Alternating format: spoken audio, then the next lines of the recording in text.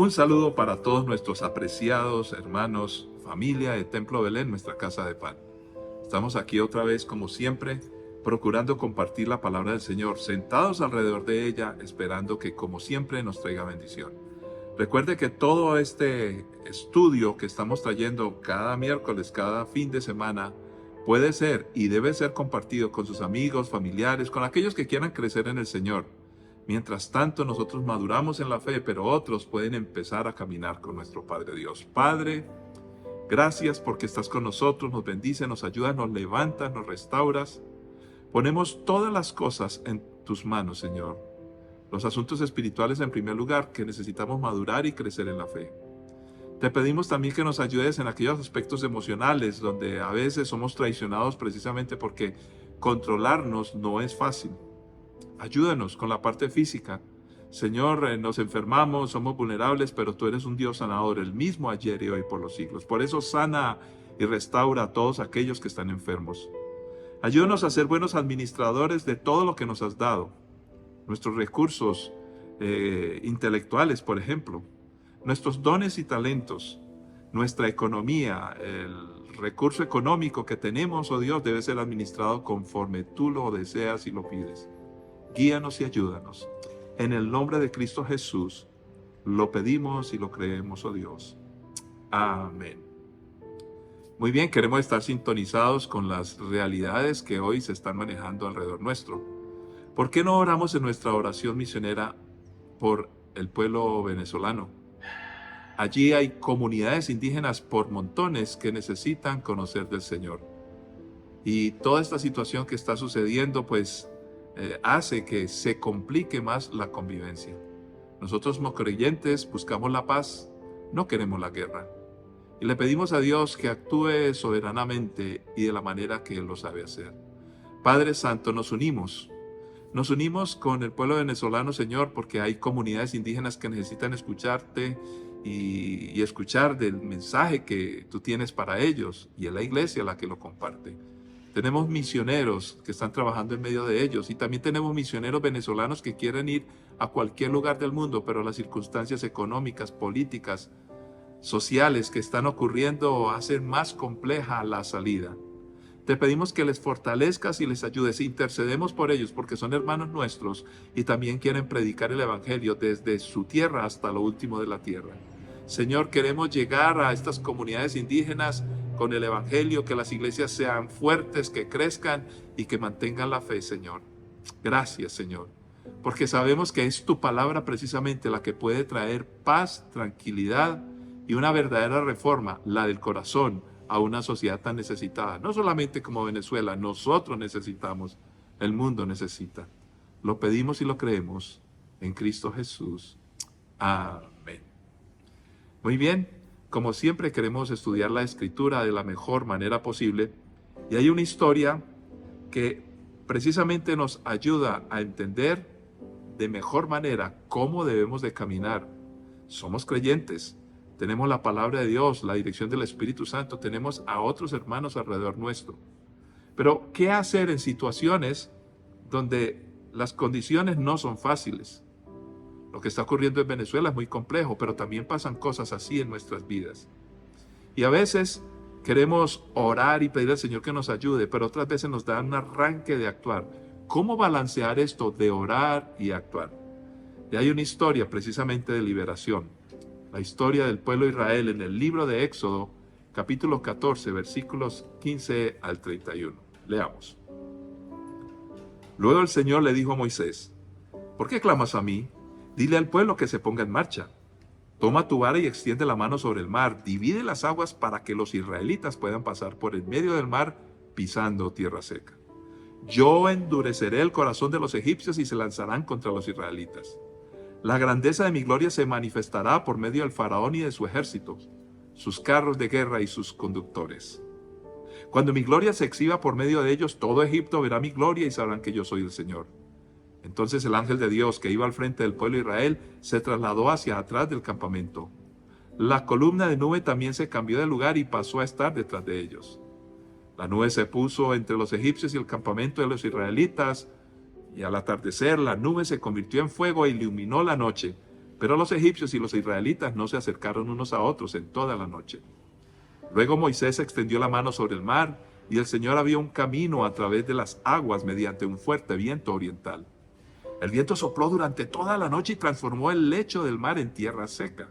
Entonces el pueblo de Israel cruzó por el medio del mar, caminando sobre tierra seca, con muros de agua a cada lado. Entonces los egipcios, con todos los carros de guerra y sus conductores, y con los caballos del faraón, persiguieron a los israelitas hasta el medio del mar. Pero poco antes del amanecer el Señor miró al ejército egipcio desde la columna de fuego y de nube, y causó gran confusión en sus fuerzas de combate. Torció las ruedas de los carros para que les resultara difícil manejarlos. «¡Salgamos de aquí! ¡Alejémonos de los israelitas!», gritaban los egipcios. «El Señor está luchando por ellos en contra de Egipto». Cuando todos los israelitas habían llegado al otro lado, el Señor le dijo a Moisés: «Extiende otra vez tu mano sobre el mar, y las aguas volverán con fuerza y cubrirán a los egipcios, a sus carros y a sus conductores». Entonces, cuando el sol comenzaba a salir, Moisés extendió su mano sobre el mar y las aguas volvieron con fuerza a su estado normal. Los egipcios trataron de escapar, pero el Señor los arrastró al mar. Enseguida, las aguas volvieron a su lugar y cubrieron todos los carros y a sus conductores. El ejército completo del faraón. No sobrevivió ni uno de los egipcios que entró al mar para perseguir a los israelitas. En cambio, el pueblo de Israel caminó por el medio del mar sobre tierra seca, mientras las aguas permanecían levantadas como muros a ambos lados. Así es como el Señor aquel día rescató a Israel de las manos de los egipcios, y los israelitas vieron los cadáveres de los egipcios a la orilla del mar. Cuando el pueblo de Israel vio el gran poder que el Señor había desatado contra los egipcios, se llenaron de temor reverente delante de él. Entonces pusieron su fe en el Señor y en su siervo Moisés. Padre, gracias por tu palabra, porque como siempre, con suma urgencia la necesitamos. Guíanos y ayúdanos para comprenderla, guardarla en nuestro corazón, tomar decisiones y practicarla. En Cristo Jesús. Amén. Bueno, esta es una historia fascinante. De hecho, recuerdo que desde hace muchos años, de jovencito, de niño, me enseñaron una canción. Y esa canción me ha acompañado en mi memoria todo el tiempo, precisamente narrando esta historia. Ha echado en el mar rojo al jinete y al caballo del ejército del faraón. Jehová es mi fuerza y mi canción, Él ha sido mi salvación. Jehová es mi fuerza y mi canción, Él ha sido mi salvación. Él es mi Dios y yo le alabo. Dios es mi Padre, yo le enaltezco. Esa canción que por mucho tiempo la cantábamos y la recuerdo todavía, nos muestra el favor de Dios, la capacidad de Dios, mientras que también nos recuerda que nosotros no somos capaces de hacer lo que Él hace. E iniciamos esto brevemente para que te sirva como algo práctico en tu vida cristiana, sea que estés comenzando o tengas muchos años en el Evangelio. La pregunta que Dios le hace a Moisés: ¿por qué estás clamando a mí? ¿Cómo así? ¿Acaso no debemos orar, no debemos de clamar y no debemos de pedir? ¿Qué fue lo que sucedió en todo esto? Algunos dijeron fue un temblor de tierra y hubo como una especie de tsunami que se retiró del mar y después regresó. En fin, cualquier explicación física que hubiera ocurrido, ocurrió en el momento preciso y bajo el poder de Dios. Pero pensando en la actuación de Dios, precisamente el Señor le dice: bueno, ¿por qué estás orando a mí? Hay tiempos donde no se prestan para orar. ¿Por qué? La oración es supremamente importante.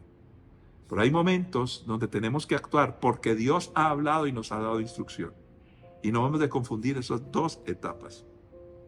Si hay una instrucción dada por Dios, la obediencia es perentoria.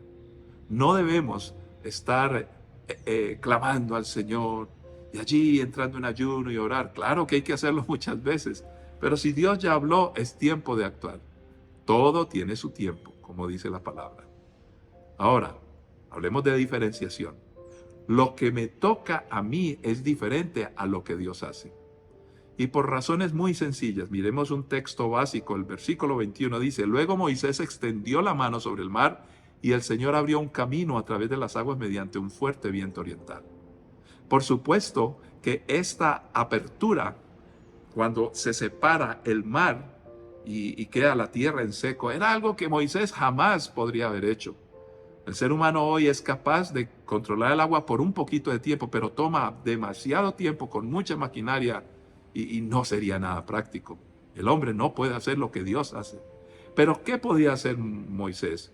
Pues sencillamente levantar, extender la mano y subar allí, levantar la mano, creerle a Dios lo que Dios precisamente le había pedido. Eso aprendí de mis padres. Lo que Dios va a hacer, no lo hagas tú no eres capaz, pero lo que te pide que hagas, hazlo, porque Dios no lo va a hacer por ti.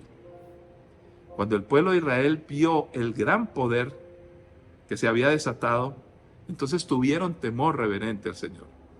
Y así fue como entendieron que realmente Dios era poderoso para liberar y para ayudar. Ahora, vamos concluyendo algunas cosas sensatas que siempre deben estar en la primera medida cuando queremos actuar. La primera plana, en el objetivo, en la seguridad que Dios está con nosotros. Ahora, ¿estoy yo con Dios? Por eso debo tener claro, hay cosas que solo le pertenecen a Dios y ahí no debo intervenir yo. Hay cosas que me tocan a mí responsablemente como hijo de Dios. No debo confundir los roles. No somos Dios. Y Dios no va a hacer lo que nos toca a nosotros, definitivamente. Ahora, importantísimo, entonces no evadir mis responsabilidades y peor, cuando me escondo detrás de la bondad de Dios. Eso es terrible. Porque digo, yo no actué porque estoy esperando en Dios. No, no, no, no, no. Lo que sí debo hacer con relación a Dios es confiar en Él, creerle a Él y caminar seguros que Él está conmigo basado en la palabra y que yo estoy en el camino que Él me trazó. Padre, gracias por tu palabra, porque como siempre, con suma urgencia la necesitamos. Guíanos y ayúdanos para comprenderla, guardarla en nuestro corazón, tomar decisiones y practicarla. En Cristo Jesús. Amén. Bueno, esta es una historia fascinante. De hecho, recuerdo que desde hace muchos años, de jovencito, de niño, me enseñaron una canción. Y esa canción me ha acompañado en mi memoria todo el tiempo, precisamente narrando esta historia. Ha echado en el mar rojo al jinete y al caballo del ejército del faraón. Jehová es mi fuerza y mi canción, Él ha sido mi salvación. Jehová es mi fuerza y mi canción, Él ha sido mi salvación. Él es mi Dios y yo le alabo. Dios es mi Padre, yo le enaltezco. Esa canción, que por mucho tiempo la cantábamos y la recuerdo todavía, nos muestra el favor de Dios, la capacidad de Dios, mientras que también nos recuerda que nosotros no somos capaces de hacer lo que Él hace. E iniciamos esto brevemente para que te sirva como algo práctico en tu vida cristiana, sea que estés comenzando o tengas muchos años en el Evangelio. La pregunta que Dios le hace a Moisés: ¿por qué estás clamando a mí? ¿Cómo así? ¿Acaso no debemos orar, no debemos de clamar y no debemos de pedir? ¿Qué fue lo que sucedió en todo esto? Algunos dijeron fue un temblor de tierra y hubo como una especie de tsunami que se retiró al mar y después regresó. En fin, cualquier explicación física que hubiera ocurrido, ocurrió en el momento preciso y bajo el poder de Dios. Pero pensando en la actuación de Dios, precisamente el Señor le dice: bueno, ¿por qué estás orando a mí? Hay tiempos donde no se prestan para orar. ¿Por qué? La oración es supremamente importante. Pero hay momentos donde tenemos que actuar porque Dios ha hablado y nos ha dado instrucción. Y no vamos a confundir esas dos etapas. Si hay una instrucción dada por Dios, la obediencia es perentoria. No debemos estar clamando al Señor y allí entrando en ayuno y orar. Claro que hay que hacerlo muchas veces, pero si Dios ya habló, es tiempo de actuar. Todo tiene su tiempo, como dice la palabra. Ahora, hablemos de diferenciación. Lo que me toca a mí es diferente a lo que Dios hace. Y por razones muy sencillas, miremos un texto básico, el versículo 21 dice, luego Moisés extendió la mano sobre el mar y el Señor abrió un camino a través de las aguas mediante un fuerte viento oriental. Por supuesto que esta apertura, cuando se separa el mar y queda la tierra en seco, era algo que Moisés jamás podría haber hecho. El ser humano hoy es capaz de controlar el agua por un poquito de tiempo, pero toma demasiado tiempo con mucha maquinaria y no sería nada práctico. El hombre no puede hacer lo que Dios hace. Pero ¿qué podía hacer Moisés? Pues sencillamente levantar, extender la mano y subar allí, levantar la mano, creerle a Dios lo que Dios precisamente le había pedido. Eso aprendí de mis padres. Lo que Dios va a hacer, no lo hagas tú no eres capaz, pero lo que te pide que hagas, hazlo, porque Dios no lo va a hacer por ti. Cuando el pueblo de Israel vio el gran poder que se había desatado, entonces tuvieron temor reverente al Señor. Y así fue como entendieron que realmente Dios era poderoso para liberar y para ayudar. Ahora, vamos concluyendo algunas cosas sensatas que siempre deben estar en la primera medida cuando queremos actuar. La primera plana, en el objetivo, en la seguridad que Dios está con nosotros. Ahora, ¿estoy yo con Dios? Por eso debo tener claro, hay cosas que solo le pertenecen a Dios. Y ahí no debo intervenir yo. Hay cosas que me tocan a mí responsablemente como hijo de Dios. No debo confundir los roles. No somos Dios. Y Dios no va a hacer lo que nos toca a nosotros, definitivamente. Ahora, importantísimo, entonces, no evadir mis responsabilidades y peor, cuando me escondo detrás de la bondad de Dios. Eso es terrible. Porque digo, yo no actué porque estoy esperando en Dios. No, no, no, no, no. Lo que sí debo hacer con relación a Dios es confiar en Él, creerle a Él y caminar seguros que Él está conmigo basado en la palabra y que yo estoy en el camino que Él me trazó. Hay que tomar tiempos de silencio para estar concentrados y poder notar la columna de nube o la columna de fuego. Es el GPS de nuestro Padre Dios. En cada circunstancia, compleja o difícil, Dios nos quiere acompañar. Pero debemos de una u otra manera ser sensibles para notar esa dirección que Él nos está brindando. Cualquier cosa que estemos dispuestos a hacer, que sea su voluntad, obedecer cambios, transformaciones, nos arrepentimos y queremos enmendar o queremos cambiar de rumbo porque las cosas como estaban sucediendo en nuestra vida no estaban bien, con toda seguridad tenemos el respaldo de Dios. ¿Por qué no confiar en Él? En esos momentos donde todo parece complejo y difícil, Dios está presente. Y recordemos, no nos desesperemos por aquellas cosas que nos parecen imposibles si estamos haciendo la voluntad de Dios. Dios está en control y Él obra. Eso sí, una vez más, mi responsabilidad. ¿Cómo debo vivir yo? ¿Cómo debo de caminar yo? Y recuerden que ese pasaje, el cual empecé ya a leer mencionándolo en algún momento, el pueblo de Israel tuvo una reacción ante el poder de Dios. Se llenaron de temor reverente delante de Él. No es un temor de pánico, de miedo, sino de aceptar que Dios es grande, poderoso, soberano, que está en control. Y entonces se gana un respeto porque Dios es así. Él todo lo puede. Por eso debemos de respetarle, creerle, confiar en Él. Poner nuestra fe en el Señor y en las personas que Dios ha puesto para ayudarnos. Por eso caminamos juntos como hermanos. Caminamos juntos porque somos la familia de Dios. Ahora, con este pasaje, el pueblo de Israel en esa época tuvo que ver la actuación de Dios para luego creer. Ver para creer. La propuesta de Jesús, que ya hizo la obra más grande no es el milagro que tú y yo necesitamos, que las circunstancias cambien en este momento por algún asunto que está muy difícil. No, Jesús en la cruz del Calvario ya hizo lo máximo. No hay nada difícil y complicado que ni siquiera se asemeje a la obra de Cristo en la cruz. Entonces, si Él ya actuó, ya es diferente. Creemos primero para luego ver. Confiemos en el Señor y caminemos, pero podríamos repasar lo que hemos visto hasta acá. Sé yo, me hago esta pregunta, que Dios está actuando y sé lo que Dios está haciendo. Y soy consciente que en medio de mi problema particular hay algo que Dios va a hacer que es imposible para mí. Debo ser consciente de ello. Pero viene otra pregunta. ¿Soy consciente de lo que a mí me toca que Dios no va a hacer por mí y que yo debo mostrar mi mayor responsabilidad? Recordando que tomar decisiones no es fácil. Recuerdo en una ocasión que un hombre me dijo: pastor, mi esposa se está dando cuenta que le soy infiel, mis hijos también, voy a perderlo todo.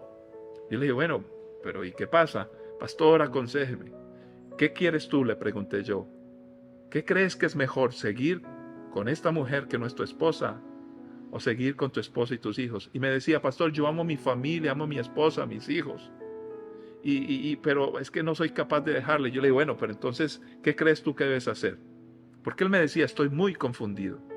Y me dijo: pastor, debo continuar con mi familia y mis hijos. Entonces le pregunté yo: ¿y dónde está la confusión? Y él me miró y le dije: no estás confundido, tú tienes claro qué debes hacer. Lo que es muy difícil tomar la decisión, renunciar a cosas, cambiar actitudes, cambiar formas de actuación, cambiar nuestros paradigmas, no es fácil. Tomar decisiones es muy importante. Dios no las va a tomar por ti ni por mí. Escuchémosle a Él. Ahora, ¿en quién está mi confianza? Mi confianza está en las personas, en los demás, en unos terceros, o realmente mi confianza está en Dios. Y en mí debe haber conciencia de ser responsable. Hay que tomar precisamente ese tiempo para estar en la presencia de Dios. Por supuesto, podemos concluir que sí hay momentos donde debemos intensamente orar, pero luego de orar debemos de captar la voz de Dios para luego empezar a tomar decisiones y actuar conforme a lo que Dios quiere. Y si ya está eso claro, no es momento de orar, es momento de actuar. O si no, Dios nos va a preguntar: ¿por qué estás clamando a mí? Ya te dije claramente lo que tienes que hacer. Yo quiero concluir con esto. ¿Hay algo en tu vida que tú sabes que no ha mejorado porque no has tomado decisiones? Y hasta buscas ayunos y oraciones que otros oren, que impongan manos, pero tú sigues como si nada. Es tiempo de actuar. Padre que estás en los cielos, gracias porque tú nos ayudas a tomar decisiones. Gracias porque hay una columna de fuego en medio de la oscuridad. Pero en el día hay una nube, Señor, una columna, una nube, Señor, que nos ayuda a saber hacia dónde vamos. Lámpara es a nuestros pies tu palabra, lumbrera nuestro camino. Hay consejo de aquellos creyentes que han caminado más que nosotros. Señor, todo eso está dispuesto, pero ayúdanos a actuar, a tomar decisiones, porque muchos asuntos no han cambiado ni están bien hoy, y sufrimos y padecemos y nos quejamos, es porque no hemos querido obedecer actuando a tu voluntad. Y no somos sensibles a tu dirección. Perdónanos por ello y ayúdanos a cambiar eso y poder caminar en tu voluntad. Oramos y actuamos en Cristo Jesús. Amén. Enseñémosle esto a nuestros hijos, que la futura generación ore y actúe. Bendiciones para todos, nos encontraremos en una próxima ocasión.